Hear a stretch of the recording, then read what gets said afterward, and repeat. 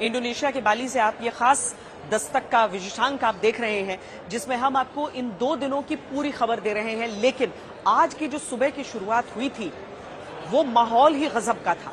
इतनी अफरा तफरी थी, बैठक G20 की, लेकिन यहां G7 के देशों की बैठक शुरू हो गई। यहां पर नेटो की बैठक शुरू हो गई।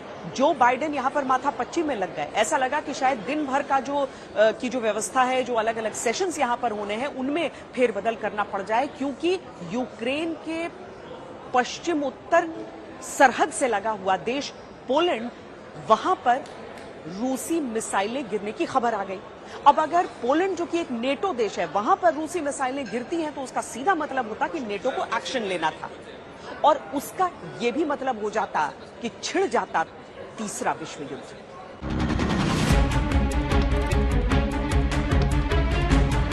America is fully prepared with our NATO allies to defend every single inch of NATO territory. Every single inch. So, Mr. Putin, don't misunderstand what I'm saying. दुनिया में तीसरे विश्व युद्ध के खतरे से जुड़े इस सवाल की वजह मंगलवार की रात की तस्वीर है। अमेरिकी राष्ट्रपति की रूस को हद पार न करने की नसीहत बहुत ज्यादा पुरानी नहीं है, लेकिन इस सीधी धमकी के बावजूद नाटो सदस्य देश पोलैंड पर मिसाइल अटैक हुआ है। ये रही उसकी तस्वीर। इस हमले के बाद रूस यूक्रेन युद्ध के सबसे बुरे दौर में जाने की आशंका जताई जाने लगी।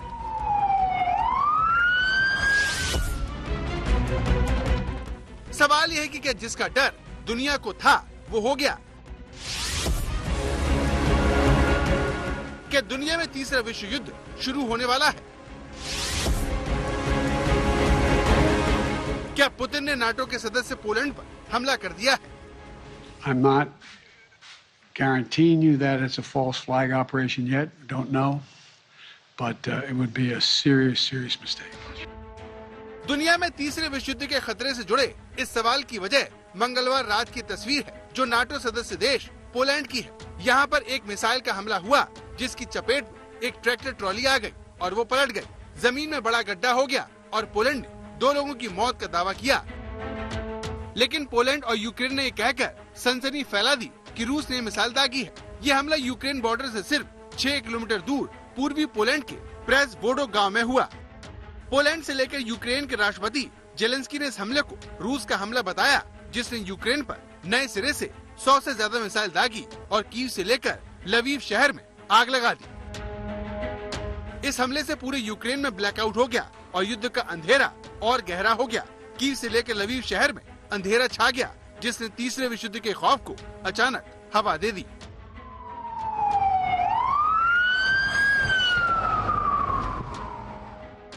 पुतिन यूक्रेन को तबाह कर चुके हैं, लेकिन फिर भी वो लगातार उस पर हमला करने से नहीं चूक रहे।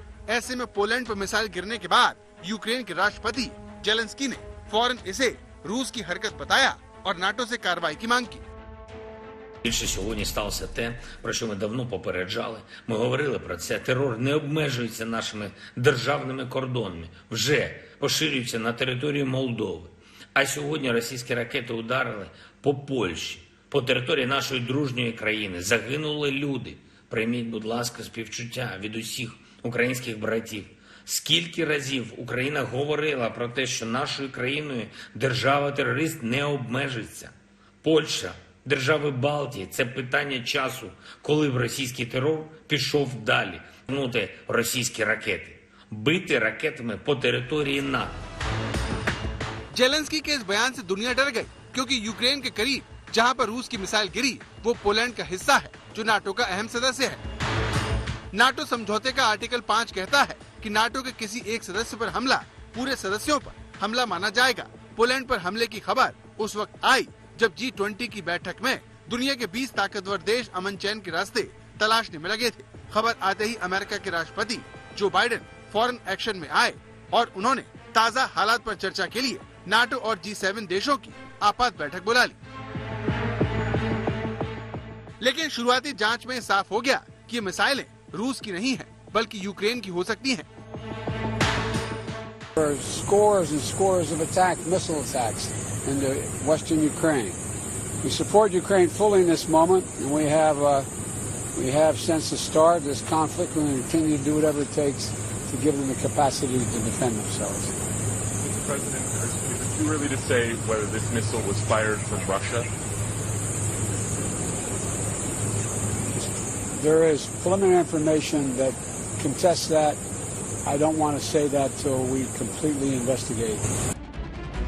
जानकारों का कहना है कि कीव पर रूस के हमलों के बाद से यूक्रेन के मिसाइल डिफेंस सिस्टम सक्रिय थे और उन्होंने ही ये मिसाइल दागी होगी।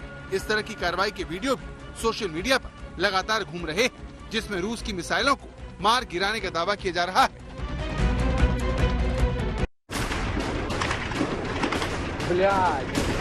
Не видишь его? Стреляй, если увидишь.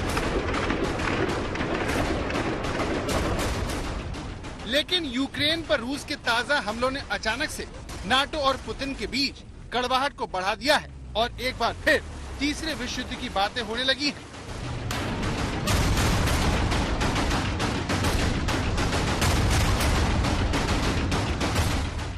A nuclear war cannot be won and must never be fought. रूस के ताबड़तोड़ हमलों के बाद यूक्रेन की मदद करने का एक नया दौर शुरू हो गया है। जर्मनी ने कहा है कि वो रूस से लड़ने के लिए यूक्रेन के लड़ाकू विमानों को तेल की सप्लाई करेगा। इसके लिए वो पोलैंड के एयर स्पेस का इस्तेमाल करेगा। वहीं फ्रांस ने भी हथियारों की नई खेप यूक्रेन रवाना कर दी है। सबसे बड़ी बात, नाटो भले ही पोलैंड में हमले के पीछे रूस का हाथ होने से इनकार कर रहा हो, लेकिन वो इस सारे फसाद के लिए रूस को दोषी ठहरा रहा है। As evidenced today by Russia's airstrikes, missile strikes against civilian targets in places like Kyiv, air defense continues to remain a priority, and we'll continue to work with Ukraine on how we can best support them from an air defense. रूस और NATO की दुश्मनी ऐसे दौर में पहुंच गई है जब कुछ भी हो सकता है। हालांकि रूस ने इन हमलों से खुद को अलग कर लिया है, लेकिन उसका कहना है कि नाटो देश यूक्रेन युद्ध को तीसरे विश्व युद्ध की तरफ धकेल रहे हैं। कुछ जानकार इस बात की ओर इशारा कर रहे हैं कि G7 देश रूस को इस मिसाइल अटैक की आड़ में बदनाम करना चाहते हैं। क्योंकि अगर रूस ने सचमुच इसको एस्केलेट करना होता तो उस हालत में वो एक सेंसिटिव नाटो का टारगेट चूज करता और वहां पर अटैक करता। ये ऐसा टारगेट नहीं है जहां पर अभी फायर हुआ है। तो ये तो बॉर्डर के साथ लगा हुआ था, तो वहां पहुंच गया और 2 आदमियों की जान चली गई, जिसका सभी को अफसोस है। तो ये बात अलग है। तो मेरे विचार से G7 कंट्रीज का जो रवैया है वो ये है कि रूस को बदनाम किया जाए और रूस को एक विलेन की तरह से ट्रीट किया जाए और उसके बाद में यूक्रेन की मदद की जाए। जो बाकी का देश विश्व है, G20 का जो भी कम्युनिके है, उसमें भी यही बात चल रही है कि लड़ाई बंद होनी चाहिए। रूस और यूक्रेन युद्ध से दुनिया का ध्यान धीरे धीरे खत्म हो रहा था, लेकिन इस जंग के नतीजे सारी दुनिया भुगत रही है, जिसका समाधान खोजने के लिए G20 में दुनिया भर के बड़े देश मंथन कर रहे थे। लेकिन पोलैंड पर मिसाइल गिरने से तीसरे विश्व युद्ध की आशंका अचानक बढ़ गई है। इंडोनेशिया के बाली से श्वेता सिंह के साथ आज तक ब्यूरो।